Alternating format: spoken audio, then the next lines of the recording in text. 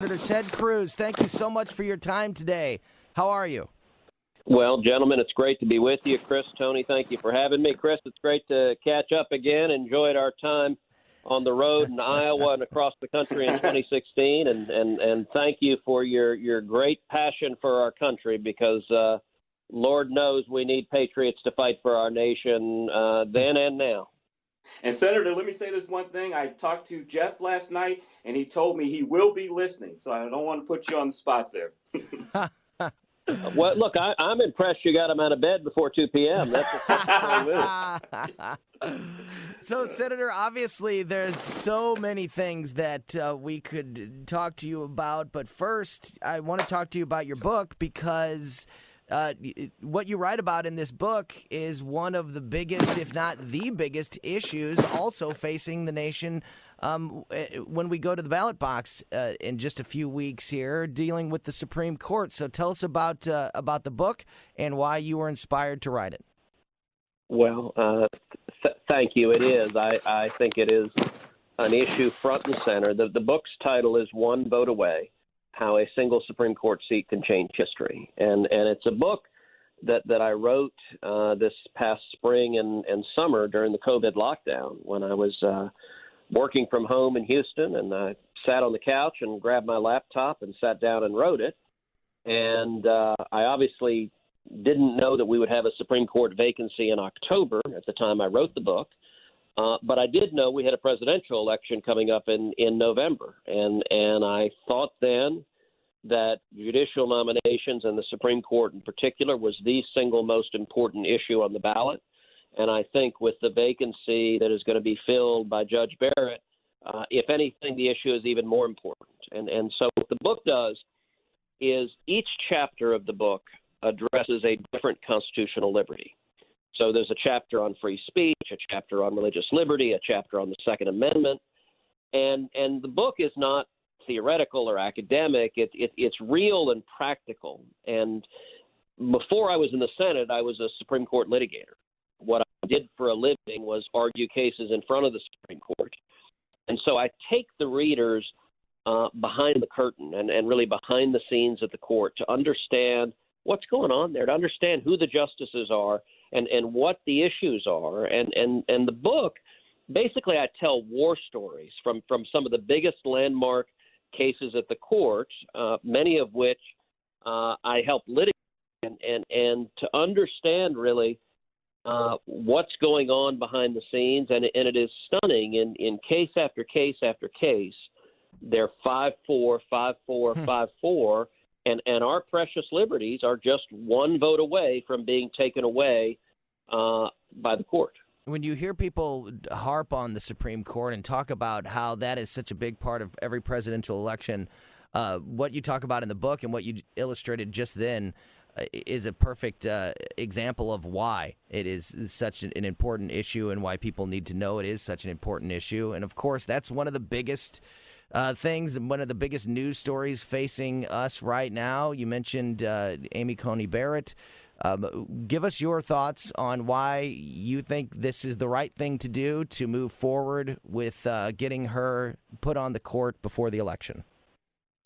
Sure. I think she's a very strong nominee. I think she's got impeccable credentials and background, number one in her class at Notre Dame Law School, a law clerk for the great Justice Antonin Scalia, a professor of law for 20 years at Notre Dame, one of the most respected Court of Appeals judges in the country. And on top of all of that, she's also a mom of 7 kids, which I can't even imagine just doing the last one, much less doing everything else she's done all at the same time. And I think the decision to nominate Judge Barrett may well have been the most important decision President Trump has made.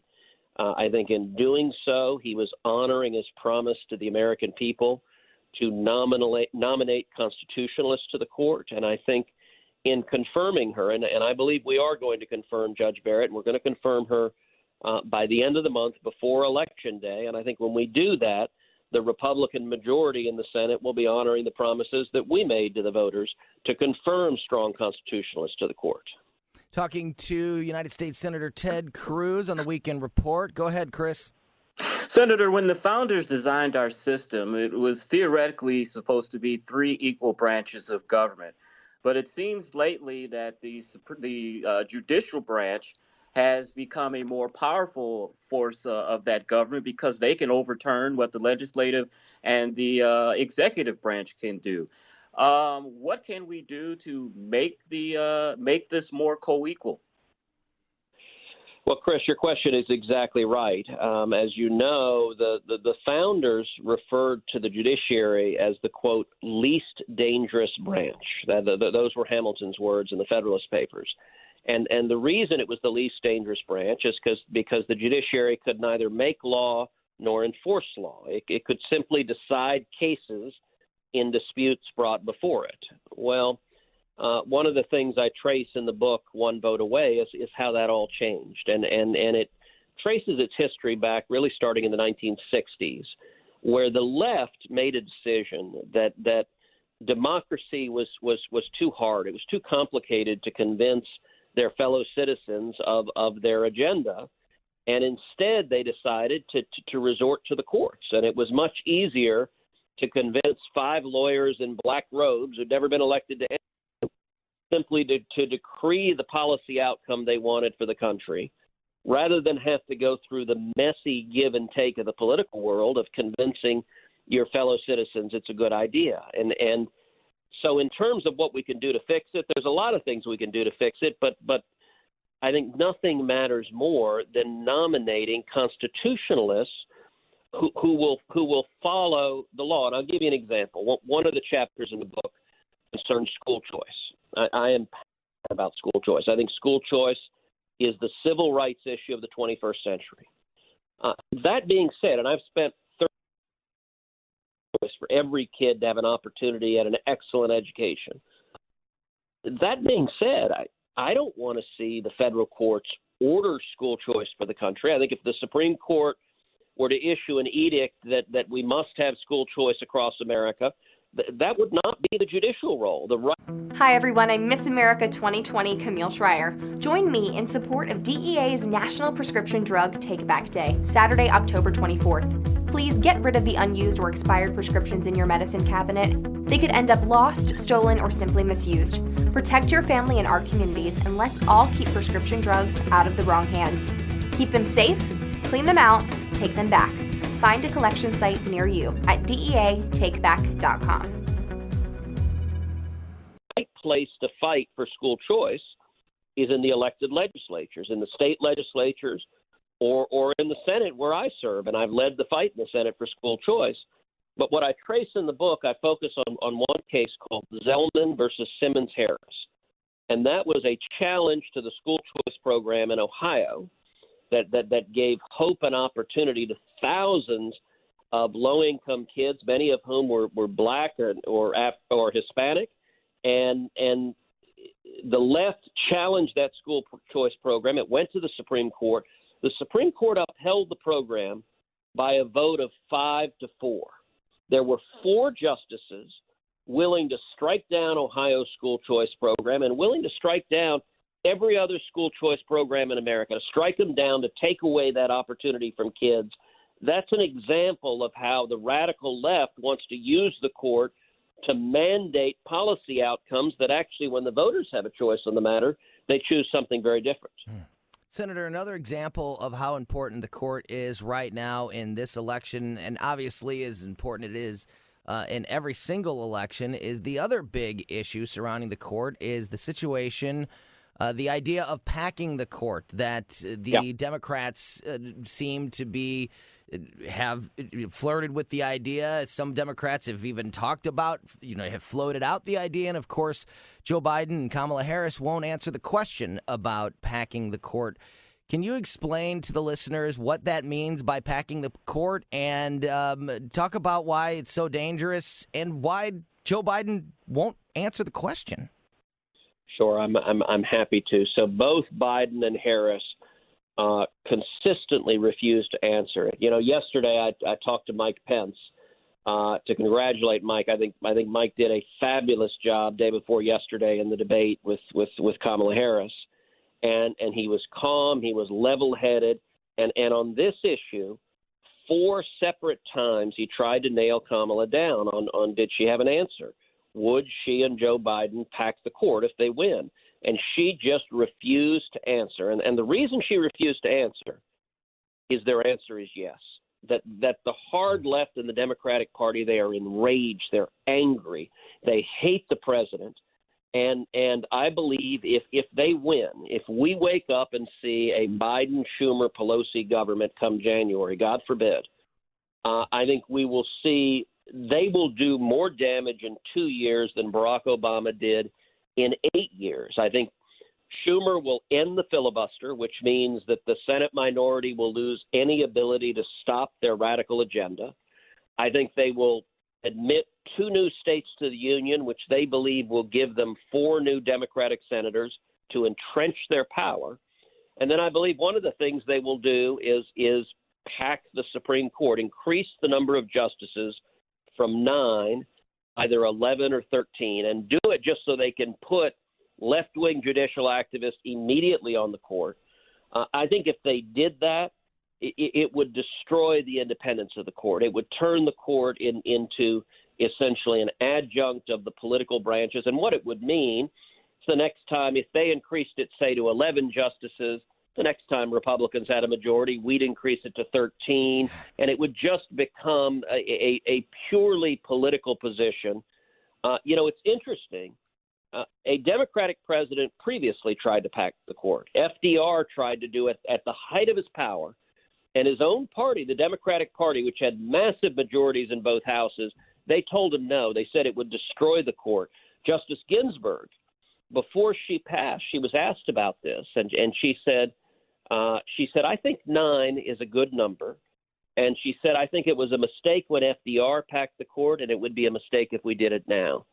That being said, the reason why Biden and Kamala over and over and over again won't answer the question, if they get power, that's what they intend to do.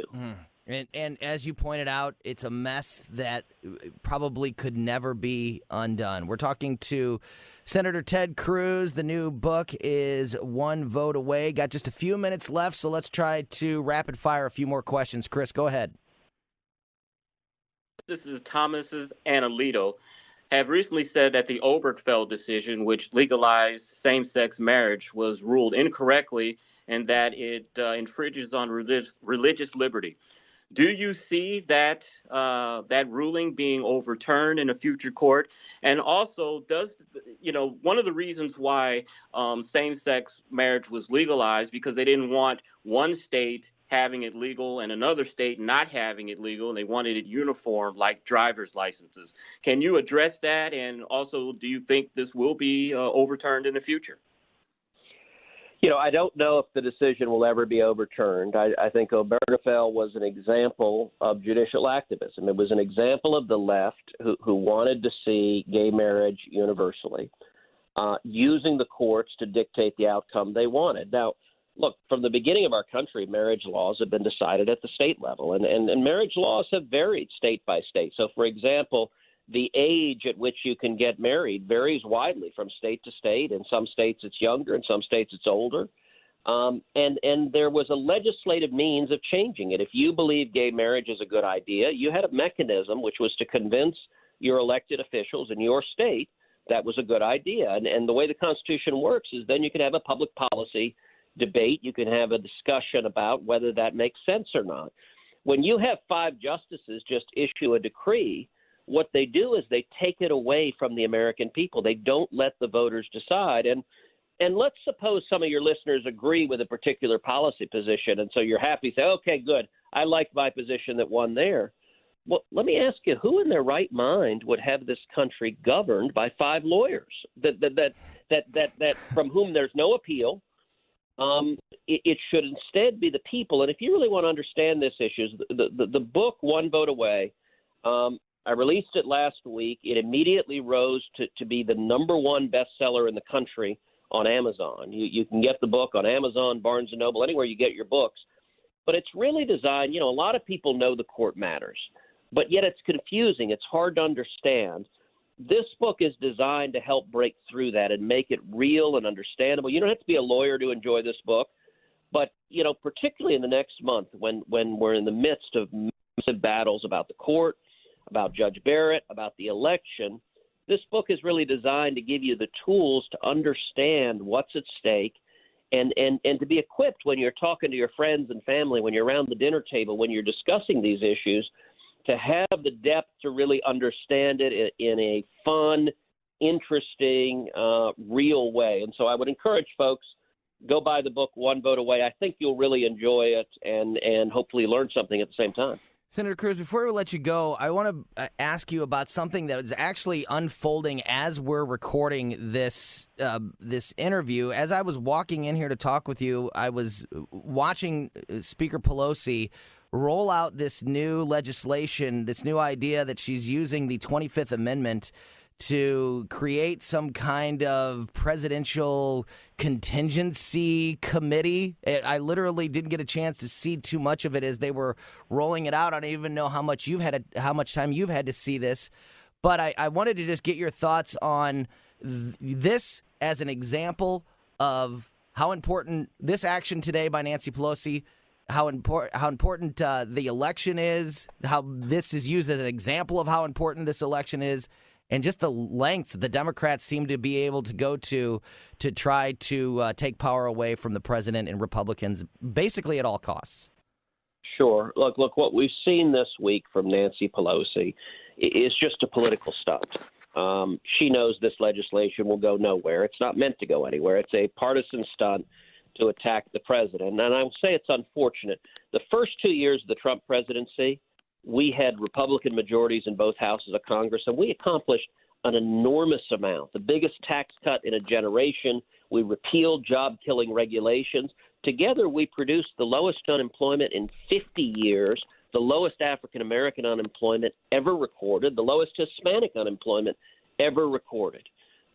We saw enormous accomplishments, and every bit of that ground to a halt the instant Nancy Pelosi and the Democrats took over the House. From the moment she seized the gavel, her only agenda has been to attack the president, to impeach the president, to undermine the president. And I get she disagrees with Donald Trump, but her entire job is not to foment hatred and attacks for the president. This stunt was an example of that, where she started trying to impeach him from day one, and this is another way of attacking him. And ultimately, it's not about her being mad at Trump. It's about her being mad at the American people for daring to elect Donald Trump. And the Democrats don't accept that election, and they don't want the American people to be in charge of your rights. They want to be in charge of your rights, and they want to put activists on the courts who will take away your rights and not give you a voice or a choice in it. This election is how you say, no, we're going to be in charge of our democracy. We're going to be in charge of our future. We're going to defend our rights. Chris, I know it's been 4 years since you've had a chance to talk with the senator. You got one more for him before we need to let him go? I do. I have one quick question. Senator Cruz, would you like to make some news in our program and tell our audience that you're going to run for president in 2024? And can I work on your campaign? Well, let me answer the second part. I look forward to working with you again, Chris. And I'll tell you this: I am committed to the fight for the long term. We're right now focused on 2020 and helping the president get reelected and helping Republicans win. But after this election, this fight's going to keep going. Whether we see a good or bad election, these issues are not going away. And I'm committed to standing up and defending freedom and defending the Bill of Rights and the Constitution in the years going forward. Good stuff. That is Senator Ted Cruz. The book is One Vote Away. Senator, thank you so much for your time today. I hope we get another chance to talk with you sometime in the near future. Yes. Terrific. I look forward to it. Very good. And Senator, please give your father, Raphael, and your mother my regards. Really enjoyed meeting them during the campaign. I will do so, and they're both doing terrific, so I'll pass on your regards. That's great. Excellent. Thank you, Senator. Have a great day.